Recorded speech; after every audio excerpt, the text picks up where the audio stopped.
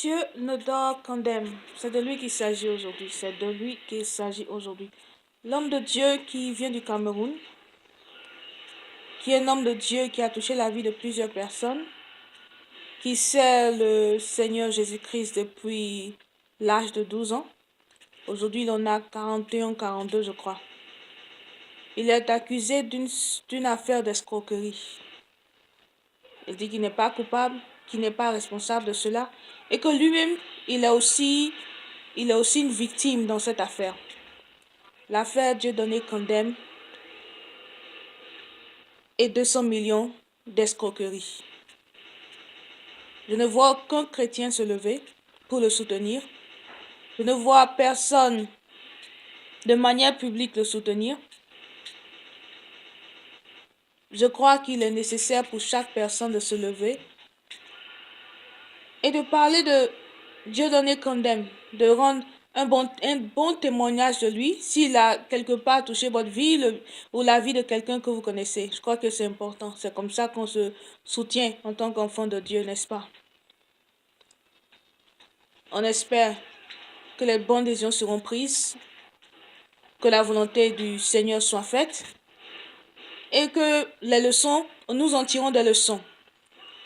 Je viens dans cette vidéo-là parler à mes frères et sœurs qui sont à mes amis chrétiens, oui, comme ça. Il n'est pas toujours sage de notre part de rentrer à l'église et de laisser au dehors le cerveau que Dieu t'a donné.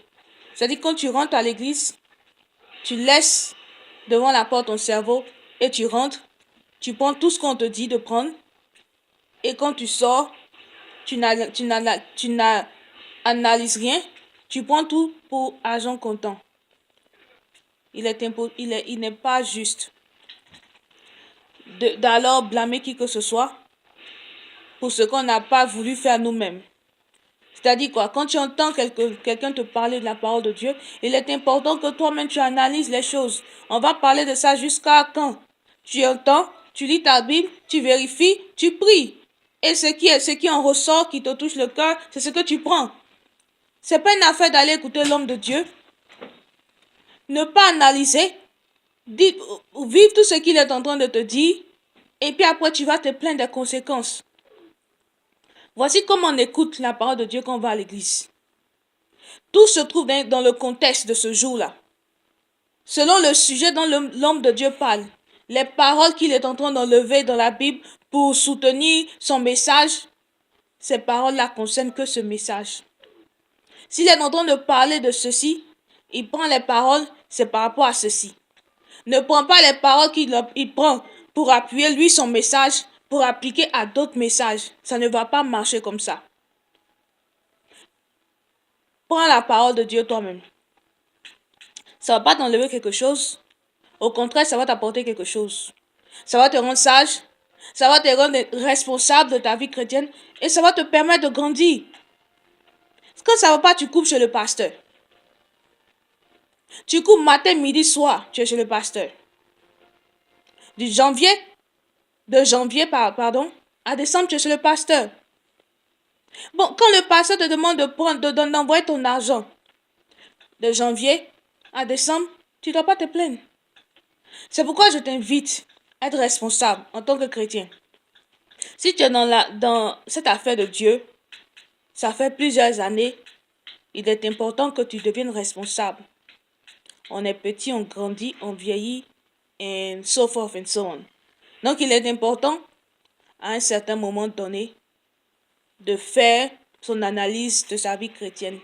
Depuis on rentre à l'église, on sort, on rentre à l'église, on sort, matin, midi, soir, on prie. Qu'est-ce qu'on a eu? Qu'est-ce que ça nous a apporté? Est-ce qu'on est devenu des gens sur qui Dieu peut compter? Ou bien c'est nous toujours, on est dépendant des autres? Non, c'est pas comme ça. L'affaire Dieu donné condamne. C'est parce qu'il a parlé que tu as mis ton argent dedans? Ou bien c'est parce que Dieu t'a dit? Ou bien tu as reçu comme une conviction de mettre ton argent dedans? Essayez de ne pas emmerder l'homme de Dieu. Il vous a montré une opportunité, si ce n'était pas pour vous, vous ne devez pas mettre votre argent dedans. Vous lui avez fait confiance, vous avez mis votre argent. C'est à vos risques et périls. Et le général, en plus de ça, est en train de donner, rembourser l'argent. S'il vous plaît, je vous aime trop. Et puis Dieu est fatigué de ce comportement-là. Soyez responsables. On te demande, l'homme de Dieu vient, il prêche, il vous parle d'une opportunité. Ça ne t'arrange pas, tu ne mets pas ton argent dedans. Personne ne va te tuer. Si Jésus-Christ est ton Seigneur, si Dieu est ton papa, Kandem ne peut pas te tuer si tu n'as pas mis ton argent dedans. Mais ce n'est pas de ça qu'il s'agit aujourd'hui. Il s'agit de Dieu donner Kandem. Prions pour l'homme de Dieu. Moi, je ne prie pas pour une affaire de faut pas on va le mettre en prison, faut pas on va pas le mettre en prison. Mais je prie que la volonté de Dieu soit faite, que l'homme de Dieu soit soutenu. Et je prie pardonnez, que les choses se mettent en ordre et que le monsieur continue son ministère. Et à tous ceux qui sont dans cette affaire, qui ont perdu de l'argent, que le Seigneur vous soutienne et que votre argent vous soit remboursé.